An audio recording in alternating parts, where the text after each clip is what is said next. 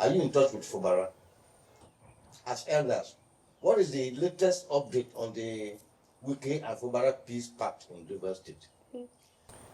I would want to assume that he's doing all right. The last time we all saw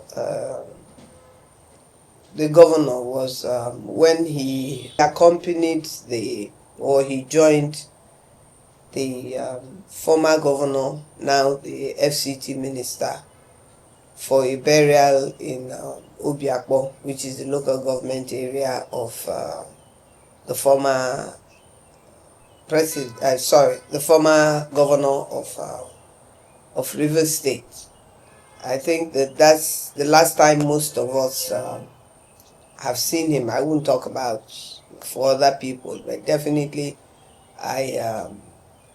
since the governor has been on suspension, I don't recall that I have seen him personally one-on-one or even socially.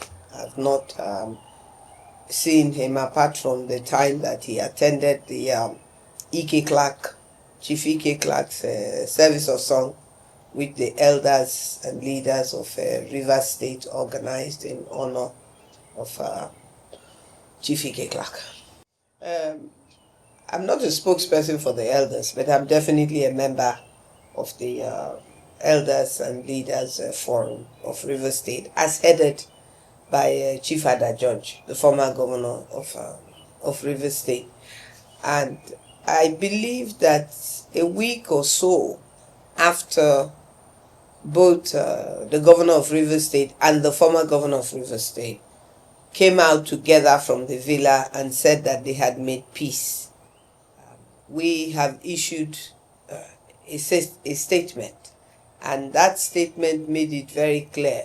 And I, on my own, personally, as Ann-Kio Briggs, had made it clear that one, I could not speculate. I could not work with speculations because, yes, they've told us that they have reconciled.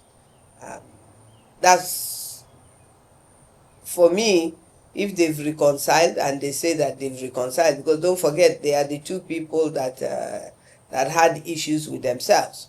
Rivers people are just caught in the middle.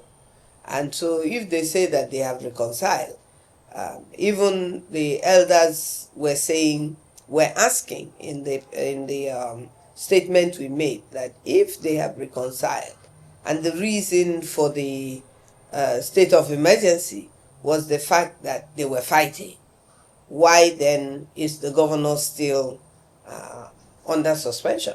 Because everything has been settled. And so that is one thing that concerns me as a Rivers daughter. It concerns the elders from the last meeting that we had. And I think it concerns a lot of Rivers indigents, and by the way, non-Rivers indigents that I have spoken to, whether it's in Abuja or Lagos or wherever, are asking the same question, that if they have reconciled, then why is the governor not recalled? Is there any other outstanding apart from the fact that they were fighting? Is there any other reason? So we don't know. Personally, definitely, I'm in the dark.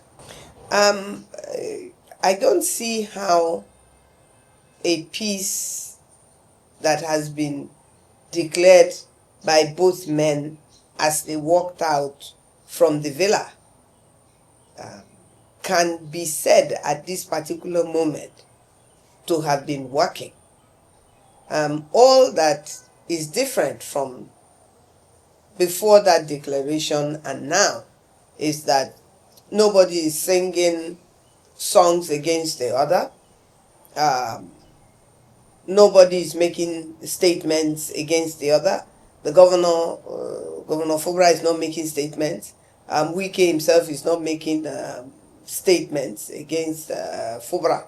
So as far as I am concerned, that is the only thing that is different, because the IPAC is still unable to govern Rivers State in a way to satisfy Rivers people. He has presented a budget.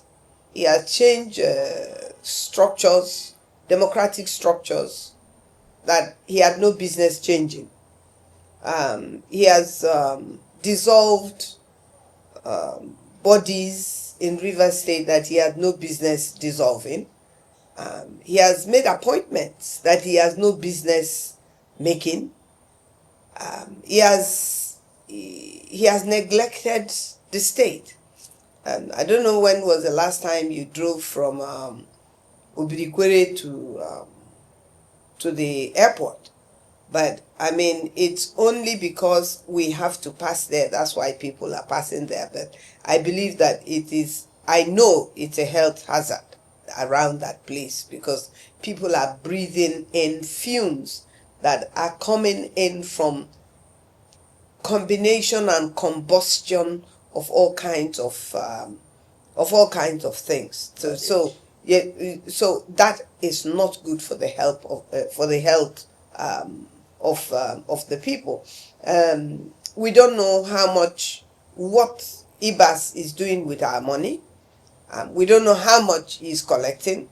I don't know what he's doing with what he's collecting. People have not been paid.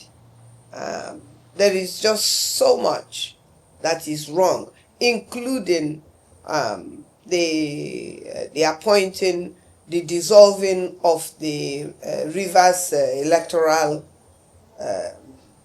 Commission to conduct local government election. He has dissolved them and brought on board, as we all know, I'm just repeating what we know, but these are the highlights of the things that bothers some of us. How do we come to find ourselves in this situation where things have been worse than they were before, and yet Rivers State seems to be calm, and so that calm is what worries me. What's the effect of that so-called calm that we are experiencing? If you look at the plan to conduct local government elections, those are things that are very worrisome. What is the plan? What is the plan? When is the governor going to be recalled? We're now all looking towards the fact that the governor, the 18th of September, will make it 6 months. So is the governor going to be recalled on the 18th of September? Is he going to be recalled on the 19th of September? When exactly are we going to have our governor back? So these are very worrisome questions that we're asking ourselves. If you think ahead or imagine and draw your own conclusions based on the unspoken position of both the federal government, the National Assembly, and IBAS, then you have to, and the ISEC or RISEC that he has put in place, you have to ask yourself that the law says that you have to give 90 days or thereabout. So people will start preparing towards that. Is it that they are planning to to start counting from what they have dissolved? Is that what IBAS is doing? If that is what he's doing, then the fact that the 30th of August has been called, then that will make a bit of sense, because that takes us back to the time the other election that they disqualified was conducted. But then you ask yourself, wait a minute, how can you use that date when an election had been held using that date as a point of start, and then coming into the time that the result of that election and the swearing in of the winners was rejected by the court? That now means there has to be another election. So if there has to be another election, is it that they went to the National Assembly to shorten the time that it should take? Because that's how it is seeming. Because if we go by the 90 days, then we have to count it from the time that they disqualified the election that Governor Fubara conducted. So if they go by that, then it's not, the 90 days is not, it's not complete. So, I mean, why is everything in Rivers State different? And the fact that that is how it is being conducted shows me very clearly that there are some people making very critically wrong decisions about Rivers State and getting away with it because they believe that they can get away with it. That is why they are conducting themselves in that manner. It's very clear, and until Ibas comes to say differently, it's very clear that from the moment he came, he has literally undone everything that he meant as much as possible. The Trans-Calabari Road is a very important road to the Calabari people, of which I am one. We have been wanting this Trans-Calabari Road for as long as I can remember. Even before we started using the bridge to cross to Abonima from Emoha, going through that axis. I remember when we used to go through by boat. So the point I'm trying to make, therefore, is that using even the Trans-Calabari Road as an example, we're not the only people that the sort of work that the then Governor Fubara had put in place before his suspension. We're not the only ones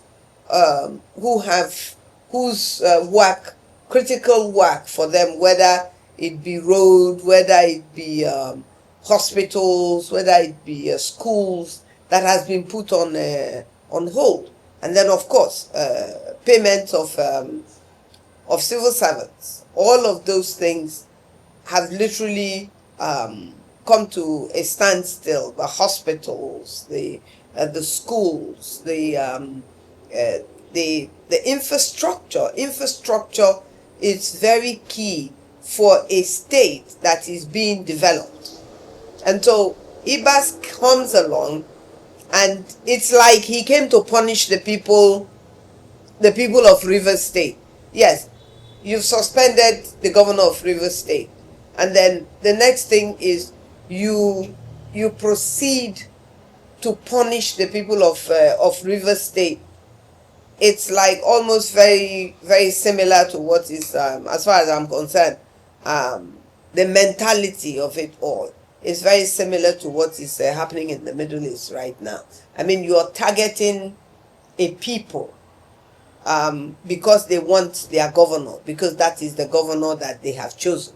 So, because you don't want what the people want, you're going to punish the people, because right now, that is the way I feel, that Rivers State people are being punished, and I don't understand why Rivers State is being punished. But definitely a very dangerous precedent has been set, where this can happen to a state. If it can happen to River State, it can happen to any state.